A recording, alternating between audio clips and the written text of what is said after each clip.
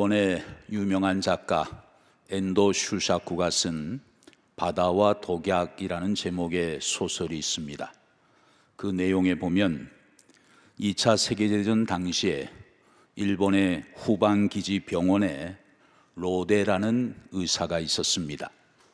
그는 미군 포로들을 이용해서 인체 실험을 하는 끔찍한 일을 맡고 있었습니다.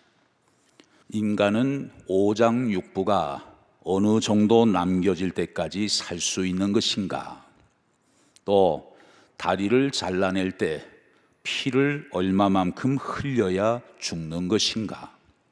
또 간에 얼마를 남길 때까지 사람이 살 수 있는 것인가? 그 의사는 이러한 잔인한 실험을 매일같이 반복했습니다. 그러던 어느 날 그 의사는 결국 미쳐버리고 말았습니다. 여러분, 이 의사가 왜 미쳤을까요? 양심의 가책 때문에? 아니에요. 오히려 그 반대였습니다. 이토록 끔찍한 실험을 매일 반복하면서 자기도 모르게 양심의 고통을 잃어버린 거예요. 오히려 묘한 쾌감과 재미를 느껴가고 있는 자신의 모습을 보면서 그만 미쳐버리고 만 것입니다. 그의 마지막 절규는 이것입니다. 내 양심의 고통을 돌려주세요. 작가는 이 소설을 통해서 오늘날 생명의 소중함을 망각하고 살아가고 있는 현대인들의 잔인한 인간성을 꾸짖고 있는 것입니다. 이 소설이 우리 신앙인들에게 던져주는 교훈은 무엇일까요? 우리 신앙생활에도 엔도 슈사쿠가 말한 독약이 있을 수 있다는 것입니다. 무슨 독약일까요? 그것은 무관심의 독약입니다. 또 자기밖에 모르는 이기심의 독약입니다. 지옥으로 가고 있는 영혼들을 뻔히 보면서도 영혼의 소중함을 잃어버리며 살아가고 있는 무의식의 독약이 우리 삶 속에도 있다는 것을 지적하고 있어요. 신앙생활을 하면서 정말 중요한 것이 무엇인지를 다 잃어버리고 자칫 껍데기만 붙들고 살아가고 있는 우리의 자화상을 이 소설은 적나라하게 경고하고 있는 것입니다. 오늘 본문을 시작하는 13절 말씀을 보면 별로 중요해 보이지 않는 빌립보 가이사랴라는 단순한 지명을 접하게 됩니다. 일반적인 지명에 불과해 보이는 이 이름 속에는 매우 중요한 의미가 담겨져 있습니다. 오늘 본문의 시점은 예수님이 3년에 걸친 공생의 생활을 마무리하시면서 갈릴리로부터 예루살렘을 향한 대장정을 시작하시기 전입니다. 매우 중요한 시점이 아닐 수 없어요. 예수님은 빌립보 가이사랴라는 마을을 통과하시게 됩니다. 이 마을은 갈릴리 호수 북쪽으로 약 40km 지점에 위치해 있습니다. 당시 팔레스틴 지역에서는 이 빌립보 가이사랴가 가장 아름다운 성읍의 하나로 꼽히는 지역입니다. 주전 20년경 로마의 황제 아우구스투스는 로마의 구역으로 정해져 있는 이곳을 유다 왕 헤롯에게 주었습니다. 그 후에 헤롯 왕의 아들인 헤롯 빌립 2세는 이 성읍을 확장 건설했습니다. 그리고 당시 로마의 황제였던 가이사에게 잘 보이기 위해서 황제의 이름을 따서 이 성읍의 이름을 가이사랴라고 지은 것입니다. 그런데 당시에 가이사랴라는 이름이 다른 곳에도 있었어요. 예를 들면 사도행전 8장 40절에 보면 가이사랴라는 지명이 또 나옵니다. 그곳은 지중해 연안에 위치해 있는 매우 유명한 항구 도시입니다. 그 동일한 가이사랴라는 이름과 그것을 구별하기 위해서 헤롯 빌립 2세는 자신의 이름을 덧붙여서 빌립보 가이사랴라고 이름을 붙이게 된 것입니다. 당시 로마 제국 내에는 로마 황제의 이름을 붙인 도시가 이 외에도 많이 있었습니다. 그러나 아무 도시에나 황제의 이름을 붙일 수 있는 것은 아니었습니다. 로마 황제의 이름을 붙이기 위해서는 그 위치에 걸맞는 인구가 있어야 하고, 그리고 도시의 규모가 필수적이었어요. 그런데 그보다 더 중요한 것은 당시 로마 황제는 살아있는 신으로 여겨졌기 때문에 도시 한가운데에 황제의 신상을 반드시 세워야만 했던 것입니다. 역사가들에 의하면 그곳은 수리아의 바알 숭배 중심지였다고 말을 합니다. 바로 그곳에서 14개나 되는 바알 신전들이 세워져 있었습니다. 그뿐만이 아닙니다. 그 근처에는 커다란 언덕이 있었고 그 한가운데에 깊은 동굴이 있었습니다. 그 동굴은 그리스 신화에 나오는 판이라고 하는 자연신의 출생지로 알려져 있어요. 5년 전에 우리 교회 성도님들과 함께 이스라엘 성지 순례를 다녀온 적이 있습니다. 그때 이 판 동굴을 방문한 적이 있어요. 지금 성도님들이 판 동굴로 지금 올라가고 있습니다. 다음, 저 앞에 여기는 판신의 작은 동굴이다, 그런 안내문이 붙어 있습니다. 다음, 어디서 많이 본 사람이 서 있네요. 성도님들을 모아놓고 제가 빌립보 가이사랴에 대해서 설명을 하는 그런 장면입니다. 자, 이처럼 빌립보 가이사랴는 황제 숭배와 또 수리아의 바알 숭배, 그리고 그리스 신화와 관련된 너무나 화려하고 죄악이 창궐했던 곳이었습니다. 예수님은 바로 그 도시를 배경으로 삼아서 사랑하는 제자들에게 질문을 던지셨습니다. 자, 본문 13절을 보시죠. 예수께서 빌립보 가이사랴 지방에 이르러 제자들에게 물어 이르시되 사람들이 인자를 누구라 하느냐? 제자들아, 사람들이 나를 가리켜서 누구라고 하느냐? 이 질문은 아무것도 없는 빈들이나 광야에서 던져진 질문이 아니에요. 황제의 도시에서 화려한 황제의 신전이 자리 잡고 있는, 또 바알 숭배의 중심지였던 그 빌립보 가이사랴를 배경으로 던져진 질문이었어요. 세상 사람들이 나를 가리켜서 누구라고 하느냐? 그 물음에 대해 제자들이 이렇게 대답을 합니다. 14절을 보시죠. 이르되 더러는 세례 요한, 더러는 엘리야, 어떤 이는 예레미야나 선지자 중에 하나라 하나이다. 언뜻 보면 구약의 위대한 선지자들의 이름을 언급하면서 예수님을 높이는 대답처럼 들려집니다. 그러나 여러분, 빌립보 가이사랴가 어떤 도시인지를 머릿속에 그려본다면 이것은 결코 예수님을 칭송하는 대답이 아니라는 것을 알 수 있어요. 화려하고 웅장한 도시 빌립보 가이사랴와 그 도시 한복판에 서 있는 예수님과 12 제자의 모습을 여러분 한번 비교해 보세요. 예수님 일행의 초라한 모습은 한마디로 거지 일행과 다를 바가 없었을 것입니다. 갈릴리 빈민 출신인 예수의 행색은 오히려 로마 황제 신전의 문지기보다도 더 못하게 보였을지도 모르겠어요. 제자들은 잔뜩 기가 죽어서 예수님께 이런 대답을 합니다. 선생님, 사람들은 선생님을 가리켜서 선지자 중에 하나라고 합니다. 이건 무슨 의미일까요?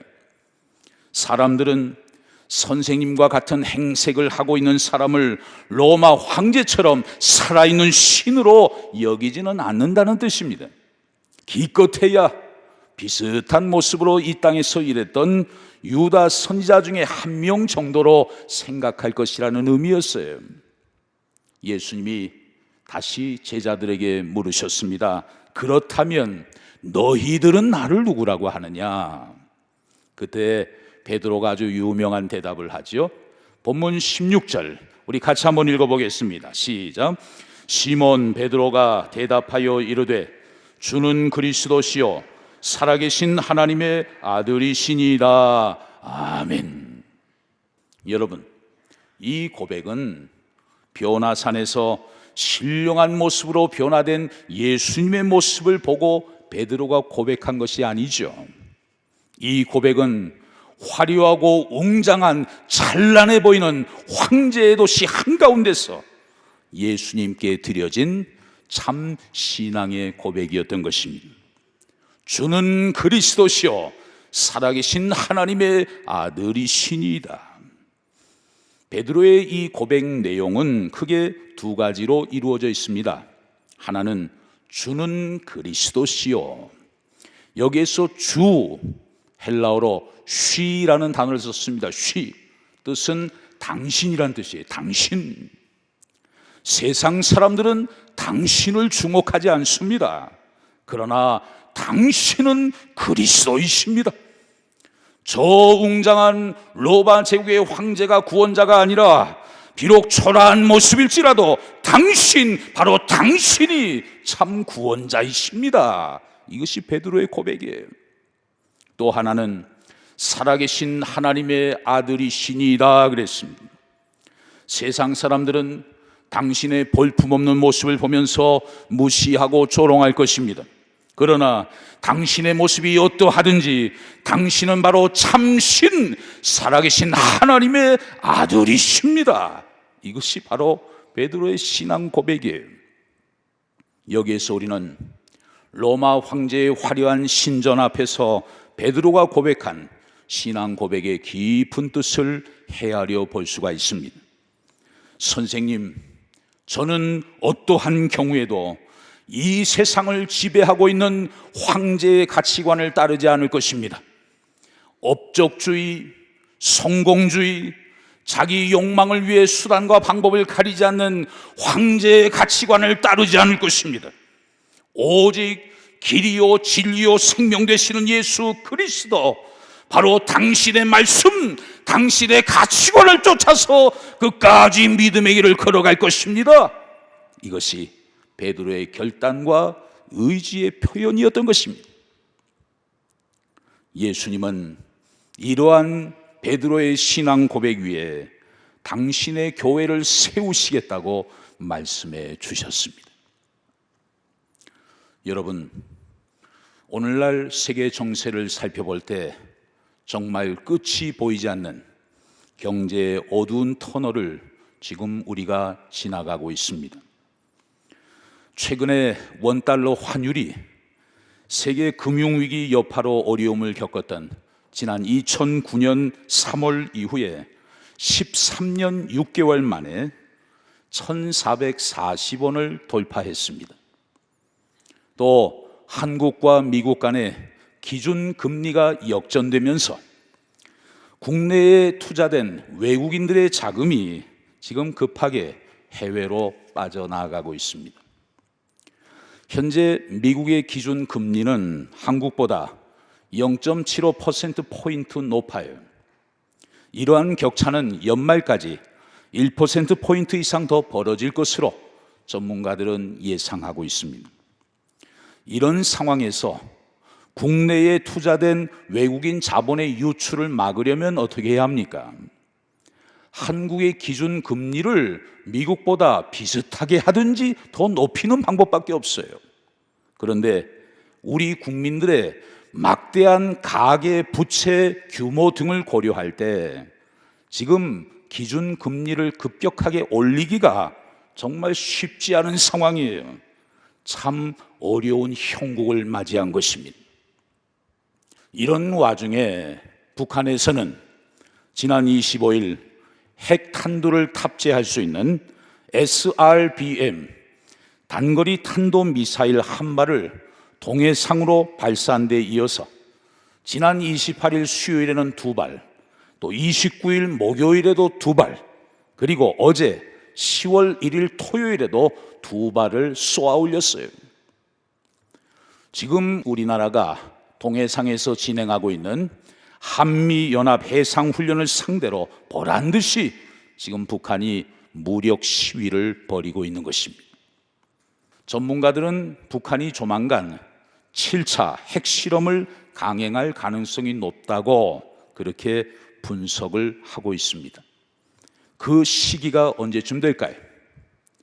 중국의 시진핑 주석이 세 번째 연임을 공식적으로 확정짓는 중국 공산당 제20차 전국 대표 대회가 개최되는 10월 16일부터 미국의 중간 선거가 예정되어 있는 11월 8일 사이가 될 것으로 예상을 하고 있습니다.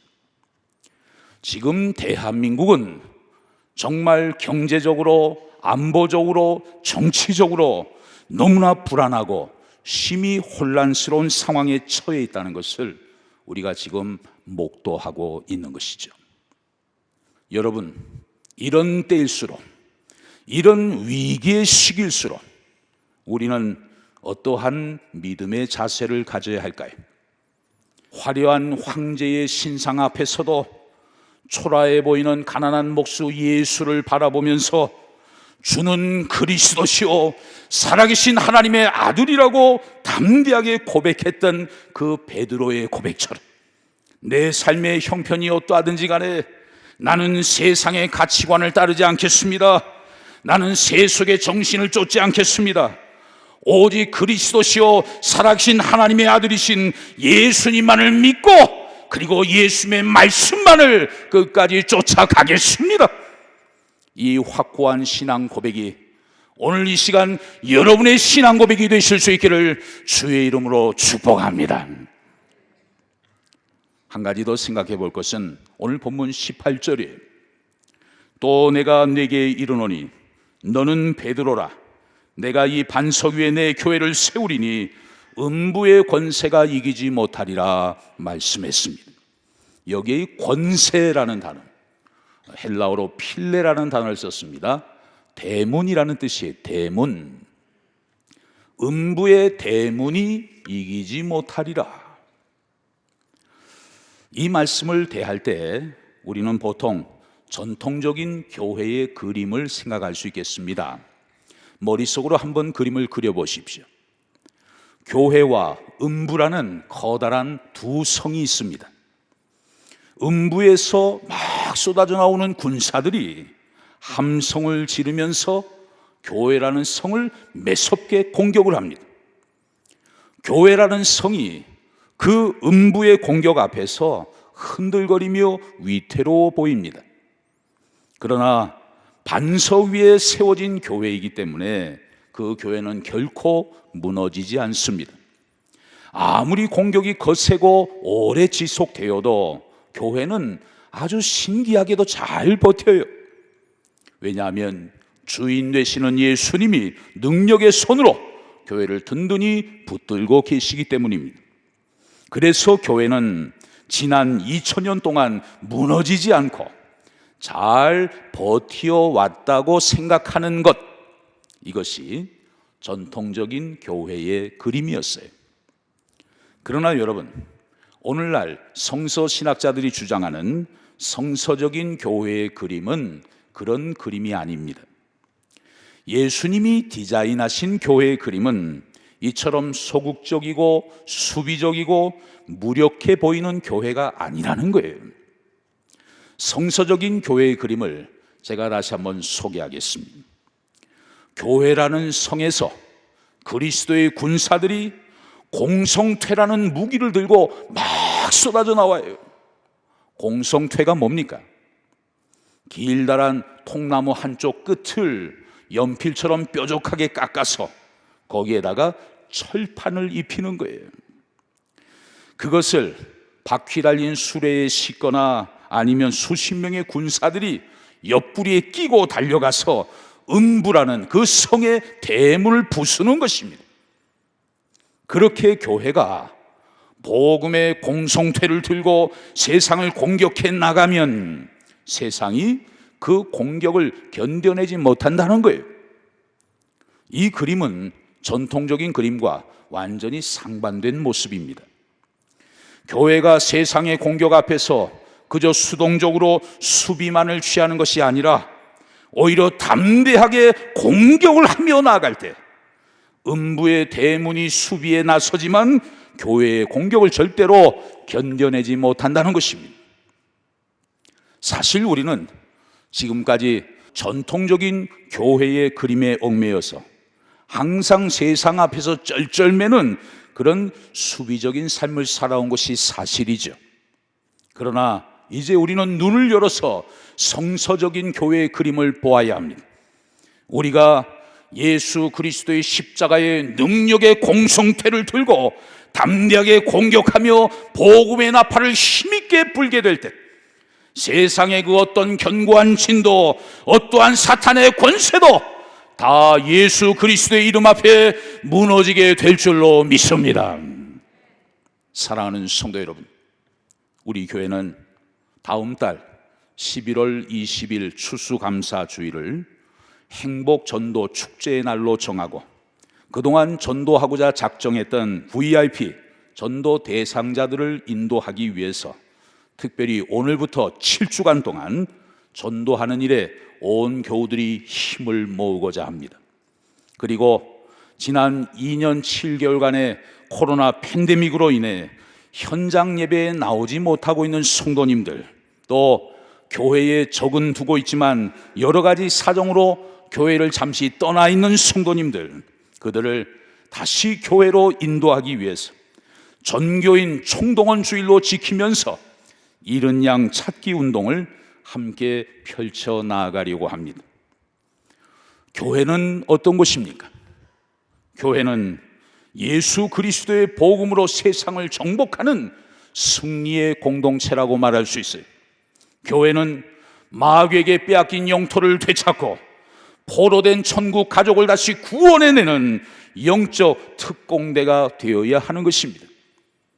이제 우리 교회는 영혼 구원의 사명을 바르게 감당하기 위해서 코로나의 나태한 자리, 안일한 자리에서 다시 일어서서 영적 전쟁터로 힘있게 나아가야 할 것입니다. 오직 예수, 오직 성령의 능력, 오직 예수 십자가의 보혈이라는 강력한 복음의 무기를 들고 음부의 문들을 향하여 담대하게 나아가야 할 것입니다. 모든 사탄의 권세는 예수의 이름 앞에 다 굴복하게 될 줄로 믿습니다. 모든 음부의 문들은 성령의 능력 앞에서 다 부수어지게 될 줄로 믿습니다.